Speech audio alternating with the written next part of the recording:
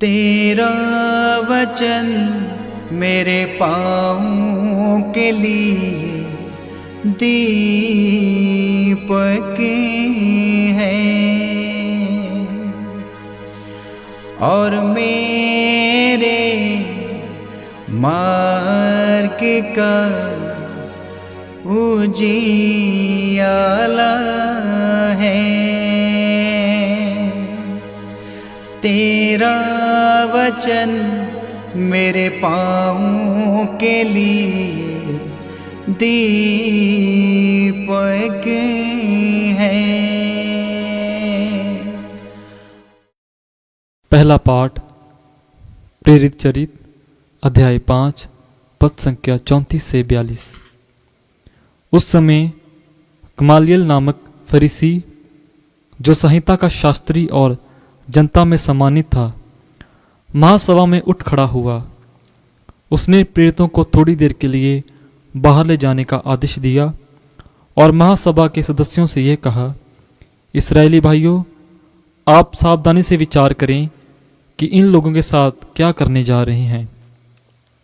कुछ समय पहले थेदुस प्रकट हुआ। वह दावा करता था कि मैं भी कुछ हूं, और लगभग 400 लोग उसके अनुयायी बन गए।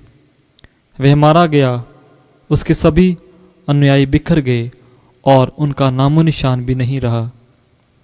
उसके बाद जनगणना के समय यूदस गलीली प्रकट हुआ। उसने बहुत से लोगों को बहकाकर अपने विद्रोह में सम्मिलित कर लिया। वह भी नष्ट हो गया और उसके सभी अनुयायी बिखर गए। इसलिए इस विषय के संबंध में मैं आप लोगों से ये कहना चाहता हूँ कि आप इनके काम में दखल मत दें और इन्हें अपनी राह चलने दें।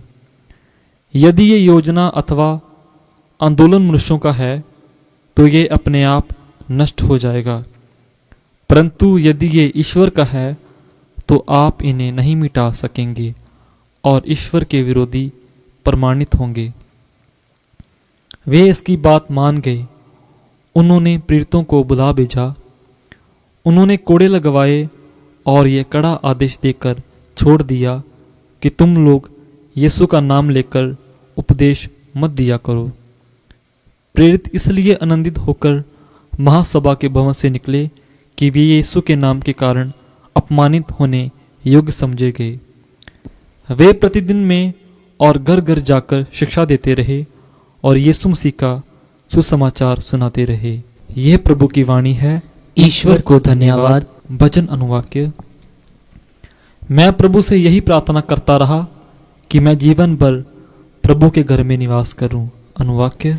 मैं प्रभु से यही प्रार्थना करता रहा कि मैं जीवन भर प्रभु के घर में निवास करूं। प्रभु मेरी ज्योति और मेरी मुक्ति है, तो मैं किससे डरूं। प्रभु मेरे जीवन की रक्षा करता है, तो मैं किससे भयभीत हूं। अनुवाक्य। मैं प्रभु से यही प्रार्थना करता रहा कि मैं जीवन भर प्रभु के घर में निवास करूं। मैं प्रभु से यही प्रार्थना करता रहा कि मैं जीवन भर प्रभु के घर में निवास करूं और प्रभु की मधुर छत्र छाया में रहकर उसके मंदिर में मनन करूं। अनुवाक्य। मैं प्रभु से यही प्रार्थना करता रहा कि मैं जीवन भर प्रभु के घर में निवास करूं।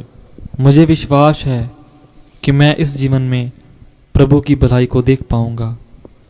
प्रभु पर भरोसा रखो, दृढ़ रहो और प्रभु पर भरोसा रखो। अनुवाक्य।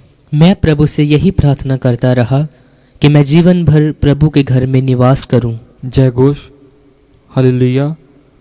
मनुष्य रोटी से नहीं जीता है, वह ईश्वर के मुख से निकलने वाले हर एक शब्द से जीता है। हालेलुया। संत यूहन्ना के अनुसार पवित्र सुसमाचार अध्याय 6 पद संख्या 1 से 15। यीशु गलीलिया अर्थात तिबोरियस के समुद्र के उस पार चले गए।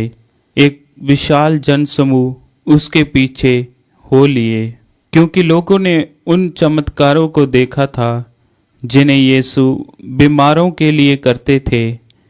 यीशु पहाड़ी पर चढ़े और वहां अपने शिष्यों के साथ बैठ गए। यहूदियों का पास्का पर्व निकट था। यीशु ने अपनी आंखें ऊपर उठाईं और देखा कि एक विशाल जनसमूह उनकी ओर आ रहा है और उन्होंने फिलिप से ये कहा, हम इन्हें खिलाने के लिए कहाँ से रोटियां खरीदें। उन्होंने फिलिप की परीक्षा लेने के लिए ये कहा। वह तो जानते ही थे कि वह क्या करेंगे। फिलिप ने उन्हें उत्तर दिया, 200 दिनार की रोटियां भी इतनी नहीं होंगी कि हर एक को थोड़ा थोड़ा मिल सके। उनके शिष्यों में से एक सिमोन पेतरुस के भाई अंद्रयास ने कहा, यहाँ एक लड़के के पास जौ की 5 रोटियां और 2 मछलियां हैं, पर ये इतने लोगों के लिए क्या है? यीशु ने कहा, लोगों को बिठा दो। उस जगह बहुत घास थी। लोग बैठ गए। पुरुषों की संख्या लगभग 5000 थी। यीशु ने रोटियां ले ली, धन्यवाद की प्रार्थना पढ़ी और बैठे हुए लोगों में उन्हें उनकी इच्छा पर बंटवाई। उन्होंने मछलियां भी इसी तरह बंटवाई।